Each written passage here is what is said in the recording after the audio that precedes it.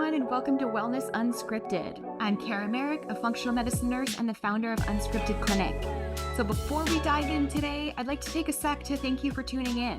If you're enjoying the podcast, we'd love your support. So don't forget to like, subscribe, and share this episode with anyone who could benefit from a little extra wellness in their life. Your support helps us continue bringing you authentic wellness insights and amazing guests week after week. So my guests today are Ashton Tutin and Ashley Kolozsvary. This dynamic duo is behind the Lifestyle Way, and Ashton and Ashley are passionate wellness coaches who are on a mission to help people create meaningful, sustainable health habits that last a lifetime. Through their platform, The Lifestyle Way, they empower individuals to take control of their health by focusing on daily habits, practical nutrition, and mindset shifts that lead to lasting health changes. In today's episode, we're going to be diving into the art of building purposeful habits for longevity and exploring how small, intentional changes in our daily routines can lead to major changes in your health trajectory. So let's jump in.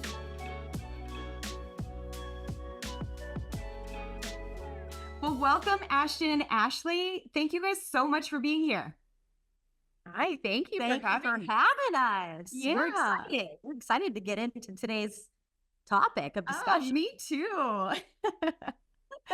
So, can you start by telling us a little bit about yourselves and your practice? What does it mean to live the lifestyle way? Yeah. You want to go first? Or you want me to go first? You can go first. Okay. So about 10-ish years ago, my fitness and nutrition probably developed in a lot of most people's ways where, we dieted to the extreme, we exercised to the extreme, and, that can only work for so long, right? And then you just end up hating nutrition and exercise just because it becomes this chore and something that you dread to do because it's so strict. And then so that was, just probably from high school till about I was 20.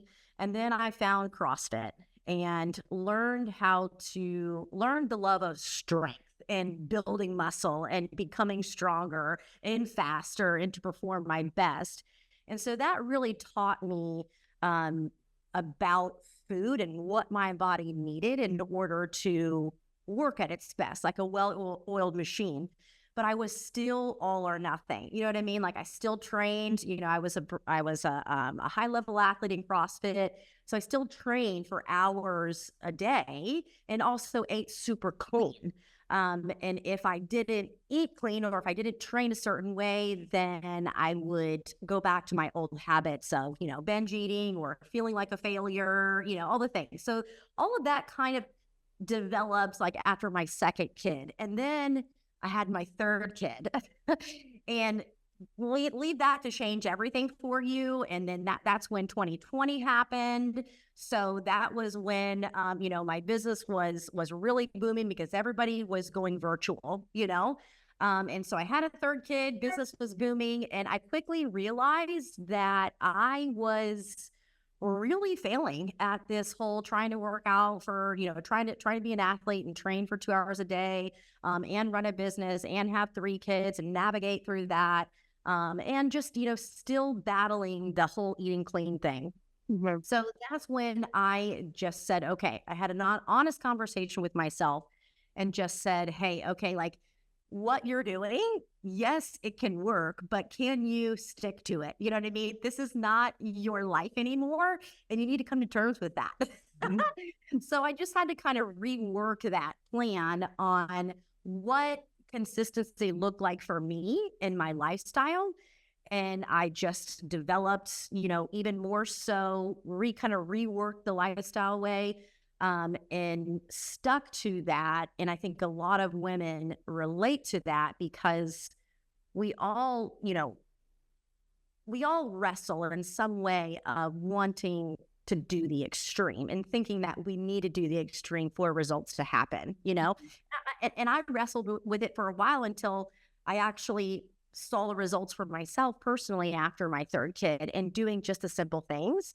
But simple doesn't always mean easy, So that's kind of how You know, I've always loved nutrition and exercise, and I've always loved to help women make themselves a priority. But then it meant even more to me, just realizing that we don't have to do the extreme in order to breed the same results that we're looking for. Yeah. So that's kind of, in a nutshell, you know, my story and how I created the lifestyle way to be able to help women in a sustainable way, in a realistic way, to still make themselves a priority with nutrition and exercise being, you know, a part of their life, not their entire life.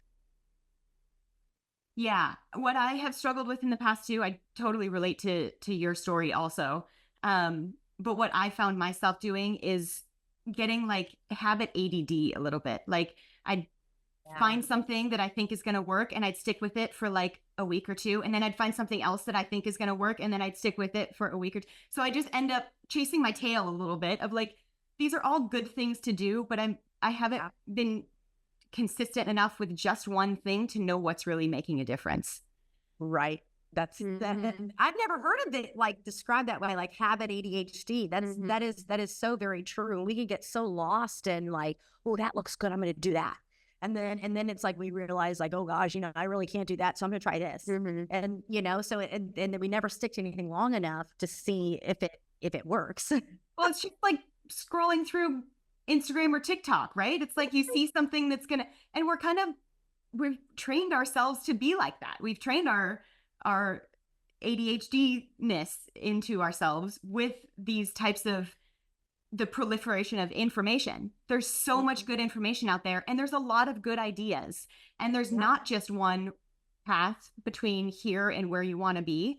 So, but you have to choose one to keep consistent enough to get there in the first place.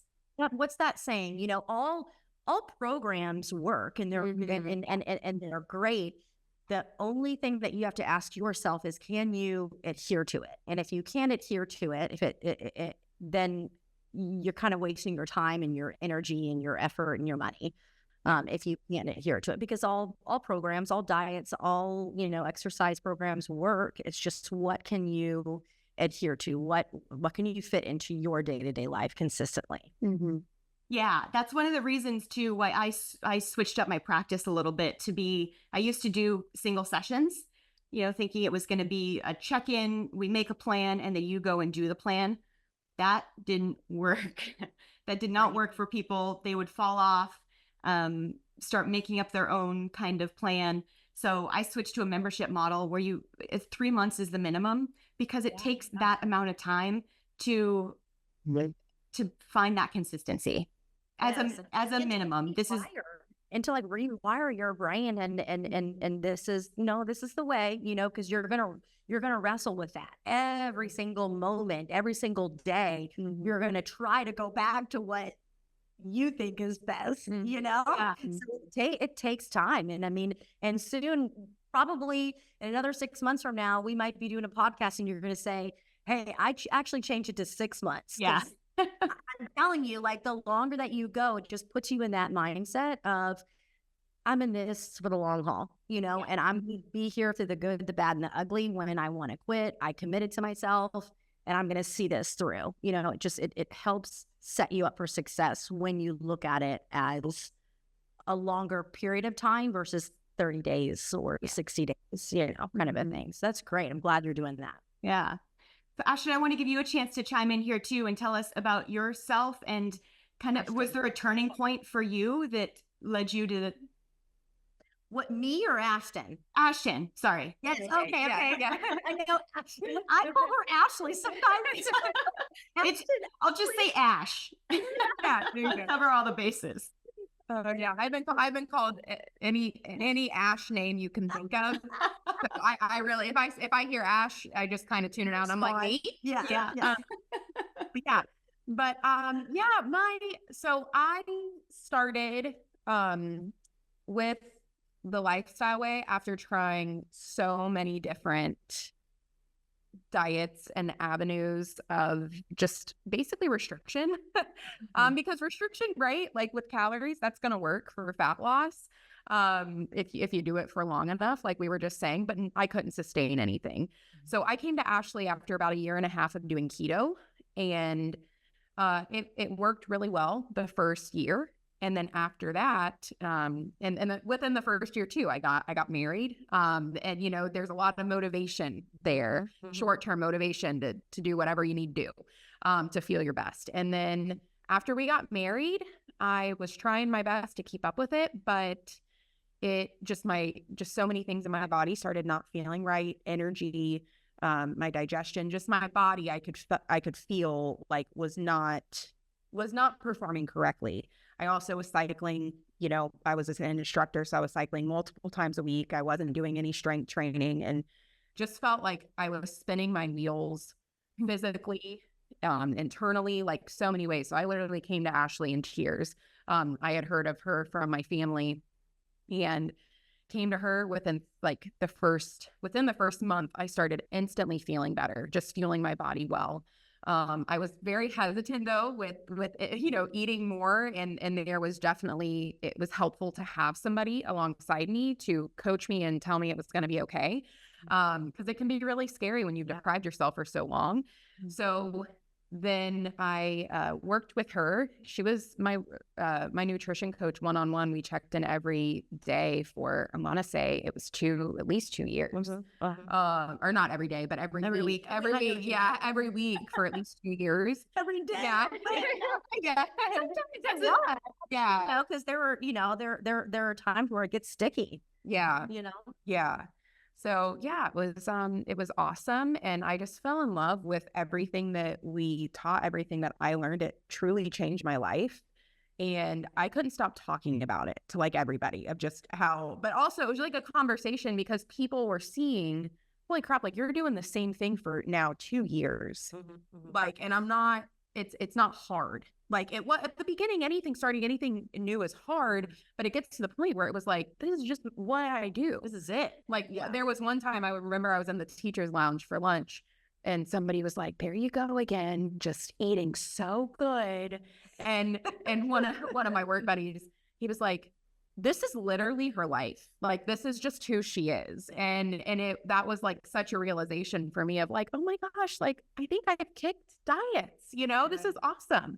And then I just fell in love with it, and the opportunity, like me and her had some conversations, and then I hopped on to be a coach and literally switched careers from being a 5th grade teacher to being a coach because I loved it so much and loved this lifestyle so much. So yeah, that's my story. A little short, concise version. Yeah. I heard like that part of it, like, wow, like that was a realization for me that this is really a lifestyle. Yeah, it was cool because I had it in my head, but to hear that other people are recognizing like, wow, she's sticking to this. Unlike other diets where you talk to anybody doing keto or just anything. I don't mean to just specifically hone in on keto, but this is what we're talking about. It's very rare to hear someone say, yeah, I've been doing it for 3 years now. Yeah. You don't hear that. Yeah. You really don't. Unless it's like a life or death situation and, you know, you've got to be, low carb, high fat because of whatever. Therapeutic purpose. Yes. Yeah. That's really probably the only time that, actually, I've never even heard anybody say that either, but yeah. I could imagine someone saying that if it's life or death situation. So, yeah.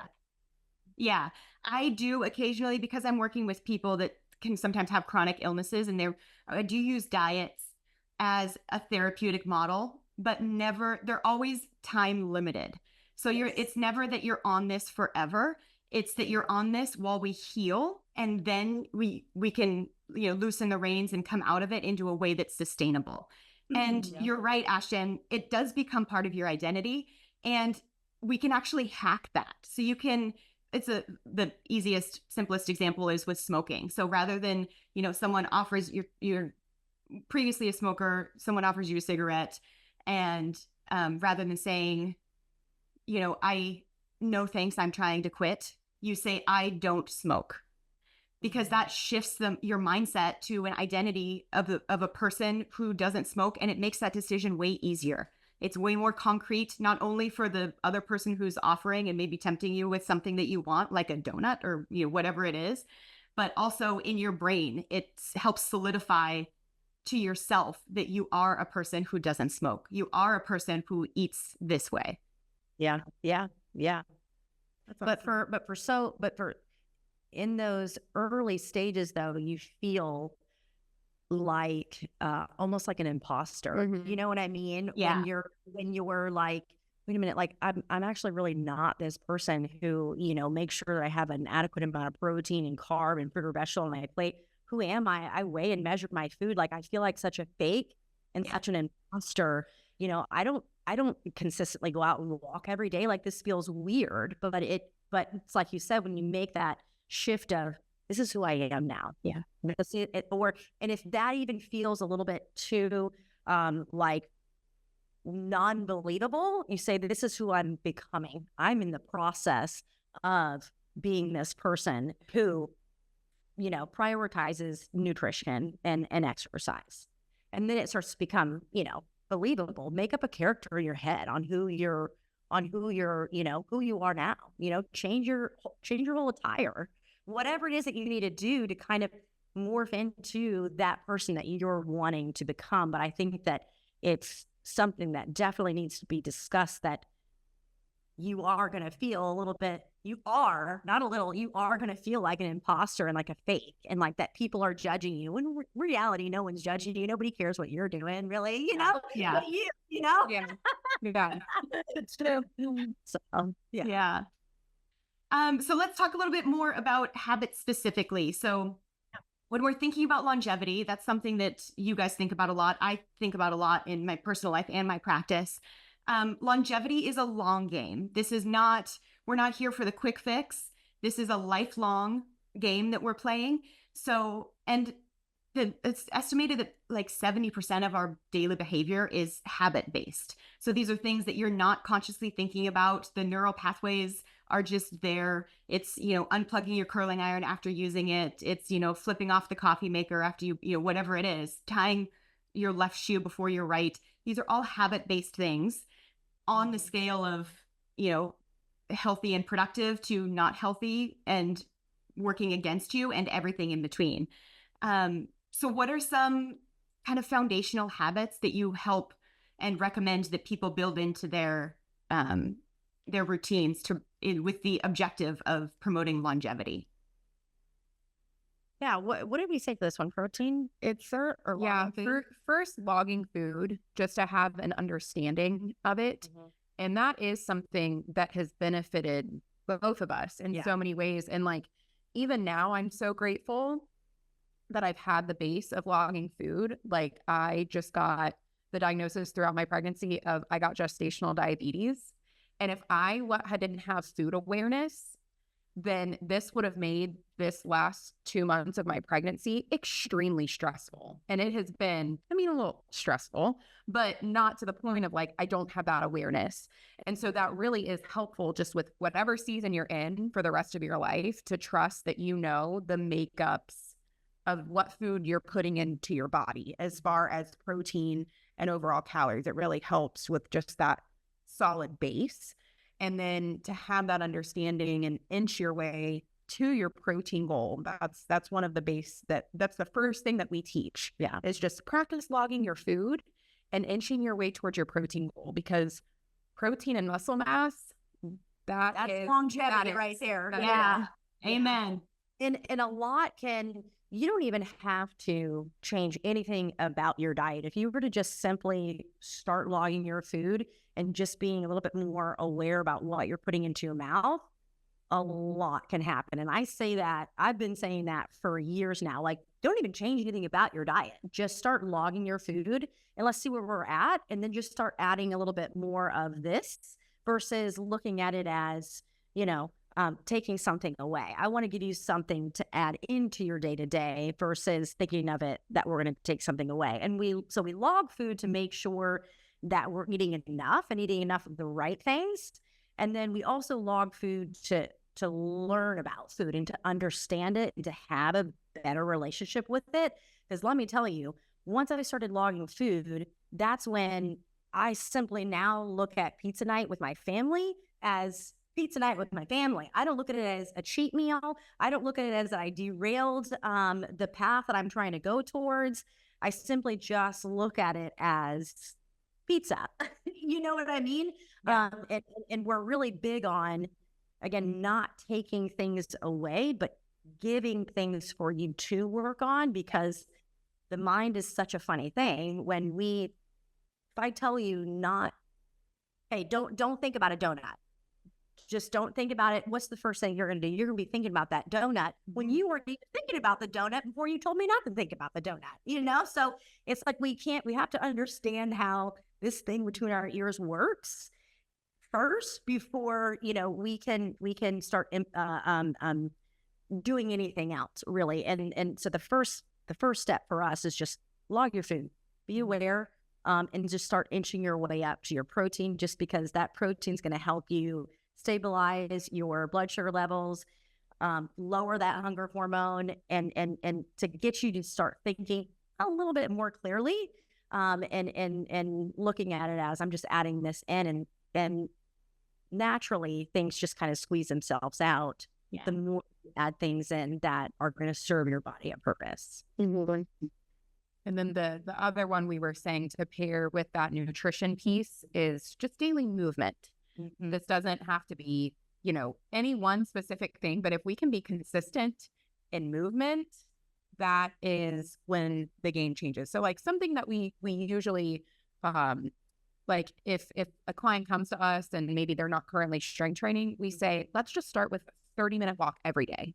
Mm-hmm. And so something that they can split up. It could be 10 minutes in the morning, 10 minutes afternoon, 10 minutes at night, but just building in that, because that really is, there's been so many studies on walking specifically and also strength training specifically, but you walked for the rest of your life, that would be huge brownie points for longevity. So we've noticed when clients come to us maybe with sleep issues, stress issues, just different things, if first we start with logging our food to be aware of it, protein, daily movement, whatever that looks like for their specific goals, then the other things like sleep, stress, it also will impact hormones. And, we know there's definitely different specifics of when they might need to get blood work done and that kind of thing. But we have noticed a lot of problems get solved relatively quickly if we can be consistent with those three pillars.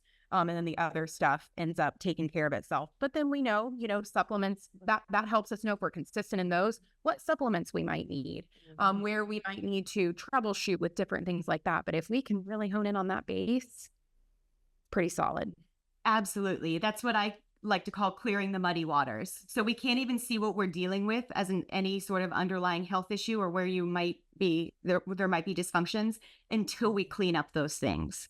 We've got to find the diet that's right for you and stick with it. We've got to get adequate hydration, focus on sleep and getting consistent, adequate amount of sleep and movement.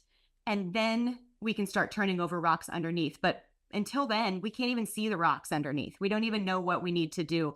And I think about 80% of the time in just clearing up the muddy water, just focusing on those foundations, these symptoms that were niggling and seemed unrelated to each other, they all just kind of evaporate. And people left with a lot more energy and a lot less symptoms.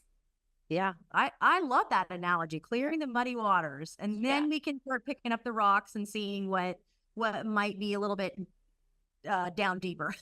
Yeah, exactly. If we need to add anything else. But most of the time, like you're right, it all just kind of naturally takes care of itself. Mm-hmm. But a lot of people don't want to hear that.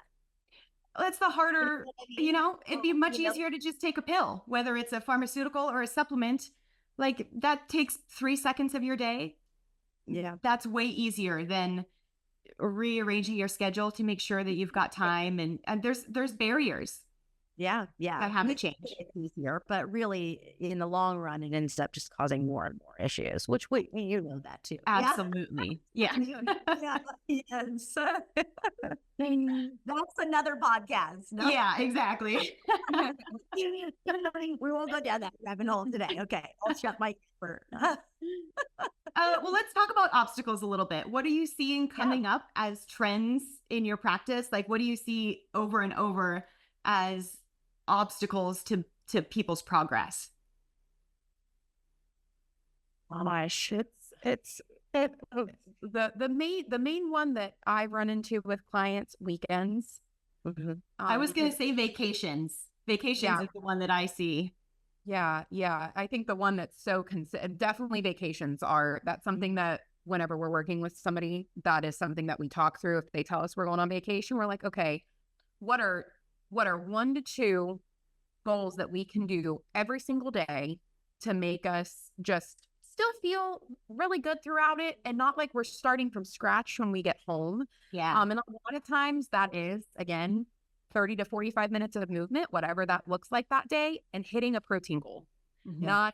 That's really usually the 2 bases. And sometimes we switch that if they're like, this is not doable. I'm at the top of Mount Everest, whatever. Like, I can't get in the movement every day. But it's like, then we were like, okay, well then let's focus on a water goal. But usually we like to give at least 2. And then weekends too, that is the top. And for both these, with vacations or weekends, the top reason why these are obstacles and the biggest obstacle is planning, lack of, that's, or thinking that, we're in that old mentality of Monday through Friday, we're super clean and super strict. Yes. And then when we go on the weekends, it's like, that doesn't count. You know what I mean? Like, I morph into this different person. We call them weekend warriors. Mm-hmm. Or when we go on vacation, we feel like we need to, just go completely ham and be even more controlled by food because that's all we're thinking about. You know what I mean? And to me, that's very like I'm in jail, when I'm just obsessed with food. But the more that we focus on those pillars, the less that starts to become an issue because we're learning about food and we're like realizing, wow, and this is actually, I can actually do this and I'm feeling good. I want to keep this up so then we start implementing that more on the weekends. And the more that we can, and vacation, and we just have to do the best that we can for one weekend. If we can prove to ourselves that we can not be a total a-hole, I don't know if we can cuss on here, but if we cannot be a total a-hole on the weekends, all it takes is one weekend to prove to ourselves that we don't have to be that way. That's all that it takes, really, to say, oh, wow, I did it. You know what I mean? I didn't go ham on the weekend and I'm waking up on Monday feeling like a freaking $1,000,000, versus dreading Monday. I mean, that used to be me, know, like I used to dread Monday because I felt such like crap from eating like an a-hole all weekend because I felt like I had to, because I was so strict Monday through Friday, but even if you're not so strict, that mentality is still, those habits are still always going to be there. Mm-hmm. And so going into the weekend or going into vacation and just addressing that you're a little bit worried about it, and talking about it and coming up with a plan can help you prevent that obstacle. And I will say that's why it's so beautiful working with a coach on whatever habit that you're trying to build. And Kara, you'll see this, you see this in your practice too, but having somebody that you can talk to through that. I mean, it took me, it was probably for the first 6 months, it was probably once a month that I would have those weekends. Yeah. Because old habits die so hard. That was kind of my release on keto. Yeah. Was I would go Monday through Saturday or Monday through Friday of only not barely having any carbs. And then there would be like one day a week or a vacation or a bachelorette party where give me literally the entire basket of chips, just like give it. And I would eat till I was sick, but that it did take at least 6 months. And so that is it, to rewire my brain to where that wasn't happening once a month. And then maybe it was happening once every other month. Mm-hmm. And then it got to maybe it was happening once a quarter. And now I would say I could count on, with less than a hand of how many weekends that can still happen to me, because it can from time to time, it still absolutely does, but it's fewer and far between, and because it just takes a lifetime of, to rewire that, and we're human. A fun fact here, I don't know what happened with my inventory on just supplements, but I really, this might sound bad, but I really do. My supplements help just create just like such a solid structure in my day, because it's so brainless and effortless. It's like, okay, I work out, I take my protein shake, and then for a snack, I have a protein stick with a baby food pouch. And then I have a cup of collagen coffee, and that like just sets my day up with protein. And for we went to the beach a couple weekends ago, and I forgot all my stuff. And I was like, okay, don't let this get to you, Ashley. This is not a big deal. You can just go to the grocery store. Let's get some eggs. Let's get these, let's get Whole Foods for protein. But it's like, it's a lot of things, because I'm just so used to supplementing sometimes. I mean, I'm realistic with myself. You know what I mean? I would love to sit down and have a glamorous meal all the time, but that's just not realistic with my schedule. I need something quick. I need something quick when I get done working out. I need something quick when I'm in the car eating, running errands or whatever, picking up the kids. And so I got through day one. And then by the second day hit, I just was like, screw it. And I mean, I turned into Allison. That's funny. But it's just so funny, like how, and my old habits totally just took over me just from one little thing that screwed up my structure that I usually have. Mm-hmm. So what I'm saying is, if you're listening to this, really try not to beat yourself up over old habits creeping in. Recognize that they're there, and that is totally normal for this to happen sometimes. Nothing's wrong with you. We're human, but we got to move on from that. And I did. The next day, I got my stuff together and put my big girl panties on and got right back to it. Yeah. You got to, like you were saying, you got to have a little grace with yourself, and your coach should give you grace too. I mean, we certainly, the three of us, we know that the path to progress is not linear. Sometimes it's 2 steps forward, one step back. Sometimes it's 2 steps forward, 2 steps back. But having a clear path is really helpful. And habits are the cornerstone of that. I have a client right now she told me, I hate routine. I hate habits. They're just boring and blah, blah, blah, blah, blah. And then we started going through, it's not true. We started going through her day, and she's like, well, I go out for a walk every morning, and then I stop at the same coffee shop, and then I do this same thing. And then and it's like, listen here, your life is run on habits, and they're not boring. Like they become automated for a reason. It's like, it takes a lot of mental energy to make decisions all day long. And if you have to make these decisions, like getting up in the morning and working out, if you have to make that decision every single day, it becomes so tedious, and then you can talk yourself out of it and yada, yada, yada. But you just have to, habits are an absolute superpower. So like your habit of waking up and getting your supplements, like my habit of waking up and getting into the gym before my daughter wakes up, it's like, it becomes a routine, so much so that, like you, if I miss it, I'm like kind of out of sorts. Like, I don't know what to do. Whole rest of the day is like, I feel unaligned. Like something's wrong here. Yes. There's a glitch in the matrix. I don't know. Yeah. But going back to the habits and the structure, I think it's a very normal thought to think that habits and structure are boring, and it makes you feel like, you're in jail, you're in prison, have any fun, when in reality, like, we really, really, really do thrive very much so off of structure and routine, whether we want to admit it or not. And that is just something that having that discipline of habits that serve you truly do lead to freedom. But that's a, that's a hard pill to swallow. And it's not something that ever is an easy conversation, even with myself, but it's always something that I have to remind myself of every day, because it's really not easy to make yourself a priority when you have all these other things going on. We'll want to just put ourselves on the back burner and say, let me take care of this first, and then I'll take care of me. But really it's the exact opposite of that. You've got to take care of yourself first before you can put your best self forward. So having those habits that serve you are going to help you just, be able to get towards the path that you're wanting to go and be the best version of yourself. Yeah. That was a little field, but no, but it's yeah.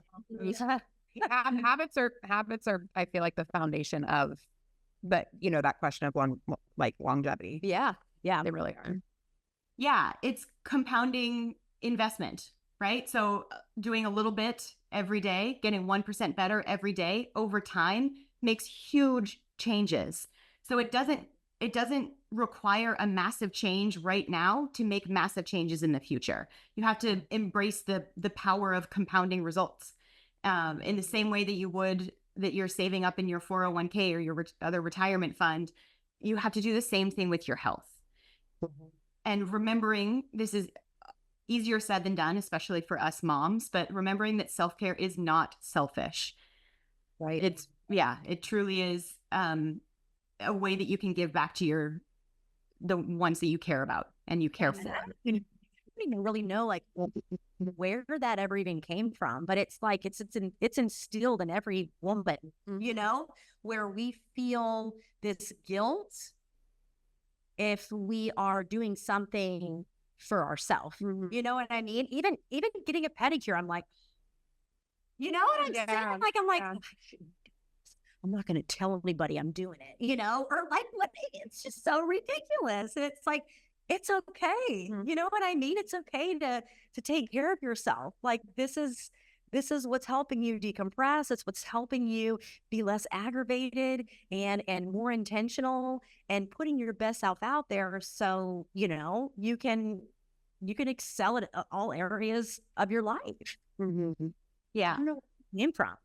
Yeah, I don't know. We get a lot of internal and external pressure to be super moms a lot. Yeah. And I think that has kind of taken a toll on us. I think the paradigm is starting to shift, though. I know a lot of moms in our generation that are realizing that. But again, it's easier said than done. So you've got to have that community around you that's going to help support you too. Because if you're fighting against the people around you, that makes it so much harder. Yeah. There was a study that came out, a larger scale study, that was saying that habits take anywhere from 18 to 250 days to instill.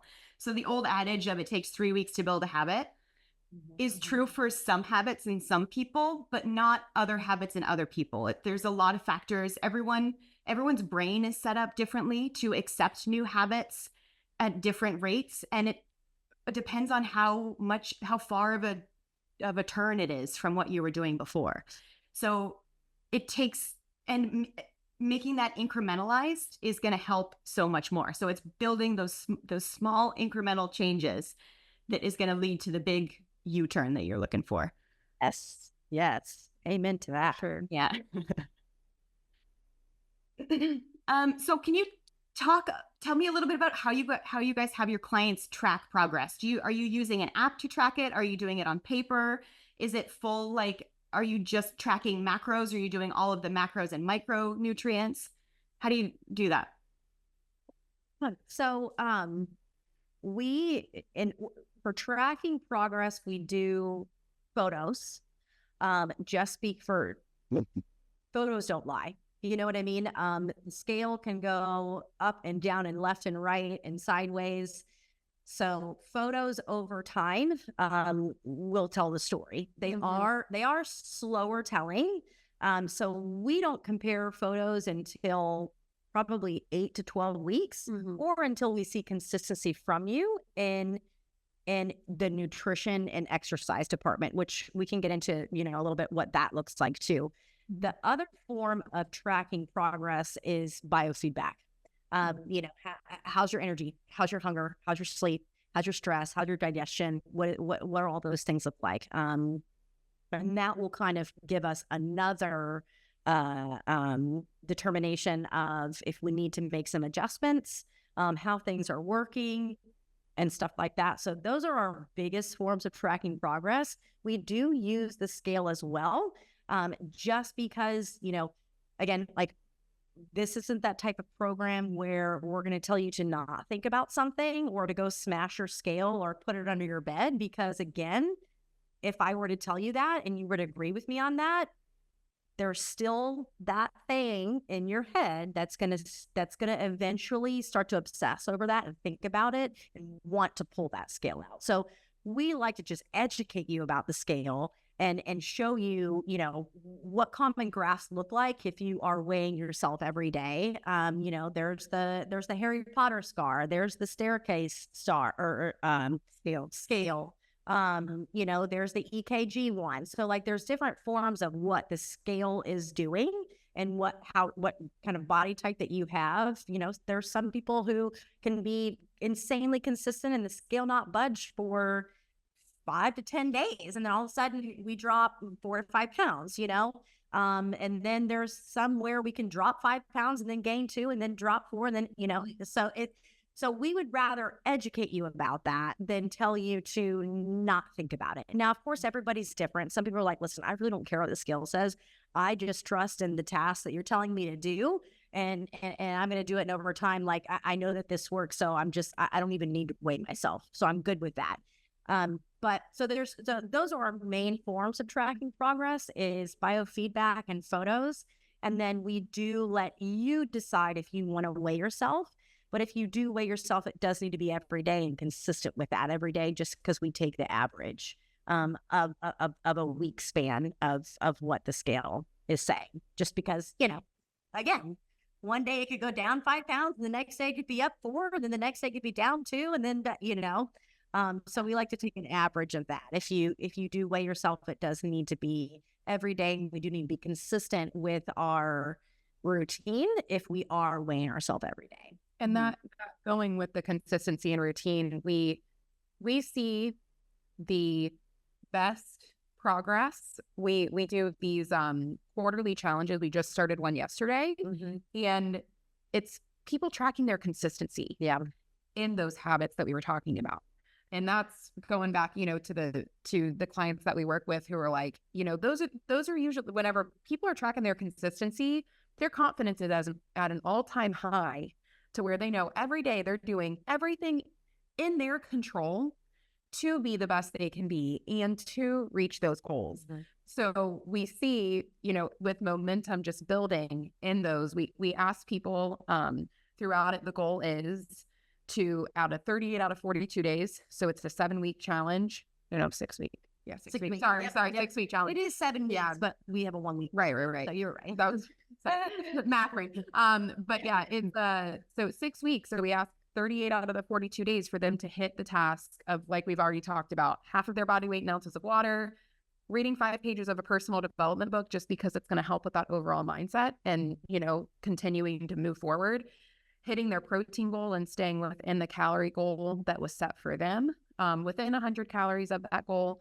And then 45 minutes of movement a day or 12,000 steps that day. So if they can focus on those habits, things, then and if they hit those 38 out of 42 days, every single person that hits 38 out of those 42 days, they're seeing some sort of progress. So it really is, that's another way we track. And so with like our weekly check-ins, we a lot of times will be like, okay, this week, 6 out of 7 days, let's hit protein, stay within our calorie goals. So gives grace if there's a day where life happens and that kind of thing. And then it helps with the focus of never missing twice and picking ourselves right back up the next day. So that's something else too of a way that we track and check in. Do you have any favorite mindset change books, like you were mentioning, that you feel like help a lot of people that you want to shout out? Yeah, Atomic Habits. That is the one that we suggest for you to read when you are first starting in the lifestyle way. Because we have a course that you go through, as well as working with us one-on-one. And it's 8 modules long. And in the first module, we're telling you, hey, you need to go buy this book, and we need to start reading this book every day. Just because, I mean, it's.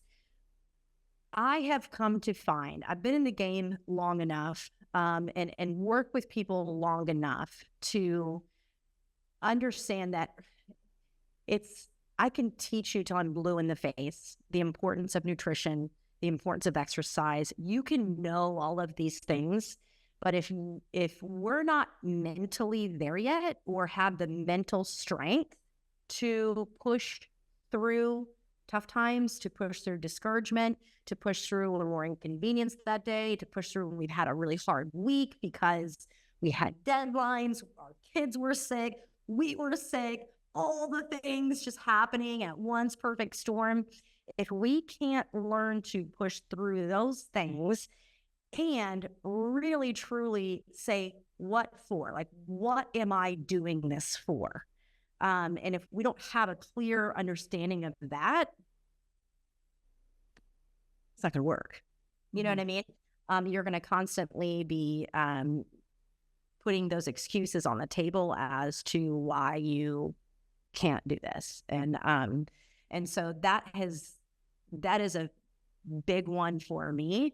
And the lifestyle way is making sure that we are constantly mentally getting stronger, because you can know all the things and I can teach you till I'm blue in the face, but if we're not mentally there yet, it's not gonna work, unfortunately. Yeah. Another way that for the nutrition part, when you had asked about do we do macros, micros, and things like that, I'm very simple with this, and because I just believe that simple is best, because again, like, if we can focus on the foundation, then the other things kind of tend to just naturally take care of themselves. So we are really big on just making sure that you're eating your adequate amount of protein every day and staying within your caloric consumption. And what that does is that leaves the floor open for flexibility for you. To be able to fit in a ribeye steak or some fried chicken wings, because rewind to 10 years ago when I was counting macronutrients and, like trying to so hard hit my protein, my carbs, and my fats. And then I love a ribeye steak, and I would love a ribeye steak, and I'd blow my fat out of the water, and then I wouldn't be able to eat anything else the rest of the day. And I'm like, what is this? This isn't a lifestyle, And so it allows for you to be more flexible to fit in a ribeye steak and say, okay, I know I'm eating a ribeye steak tonight, so I'm going to be over on my fat. So I'm going to focus on hitting my protein and staying within my calories. And I know that I need to be under on my carbs because I went over on my fat. And then it also allows for you to intuitively eat a little bit and ask what is your body wanting? Do you want more calories from carb, or do you want more calories from fat? As long as I hit my protein and stay within my calories, I'm good. And I don't ever, we do give you examples of what an example plate should look like, and we incentivize it with and categorizing it as free foods. So, we say 3 meals a day. We can get 3 meals a day that have a protein, a carb, and a fruit or vegetable on our plate. And the micronutrients and stuff like that kind of takes care of itself. And it's not an issue that we ever need to address unless we're asking you about your biofeedback that week, and you're saying, hey, my digestion's off, or, whatever it may be. Then we will start to say, okay, in the meantime, until we can get more fruits and vegetables, then we might need to supplement with a green supplement or something like that, until we can consistently, understand the importance of making sure that we've got a good balance on our plate. because, we don't want too much of anything, because too much of anything can, be a bad thing. If we're eating too much protein, but not enough carbs and fruits and vegetables, and that's going to make our digestion go whack, and then vice versa. We eat too much carbs and fats and not enough protein, then that causes all kinds of issues, So, we don't really ever, that's the main thing that we focus on, and not so much the micronutrient part, unless we feel like it needs to be addressed based off of, the biofeedback questions that we ask weekly. Yeah. It's all about getting to know what you're actually eating and what you're actually doing, to help break down these health goals into manageable, consistent changes that are going to lead to longer term health. Yeah. Yeah, absolutely. So ladies, I know we could sit here and talk all day long about this. But before we sign off, can you share with the listeners how they can connect with you and learn more about what you're up to and the Lifestyle Way programs? Yes. So we're very heavily active on social media. You can find me on Instagram, Ashley _Kolozsvary backup account. My account got hacked 4 or 5 months ago, and I'm still working on getting it back. Not sure if that's going to happen. But that is my backup account for right now, but I'm very active on there. So you can find me on there, or the lifestyleway.fit is our website that you can go to and take a peek around in there as well. And then Ashton, your Instagram account. Yeah, it's Ashton _LT. And that's the main form of where I'm active. Yeah. We're on Facebook too. And that's just Ashley Almond Kolozsvary. But if you find me on Instagram, then you can find me on Facebook too. Yeah. So yeah. Awesome. And I'll link to your website down in the description also, so people can find you there. Yeah. Yeah. Right. All right. Round 3. Okay. Yeah. You are so easy to talk to, and I really appreciate that. It's just like we're going for a walk or sitting at a coffee shop, sipping some coffee or tea, just chit-chatting, talking about what we're passionate about. It's too easy. So I appreciate you having us on here and letting us, just discuss what we're really passionate about, and helping people and just really finding a better way to nutrition and fitness. Yeah, likewise. Absolutely. It's so much fun to talk to you girls, and we will definitely schedule the next one coming up soon. Please. All right. Bye, everybody. Okay. Thanks for tuning in, everyone. I hope today's conversation with Ashley and Ashton has inspired you to take control of your own health journey. Remember, whether you're looking to rewrite your health script or add unscripted chapters to your wellness journey, we're here to guide you.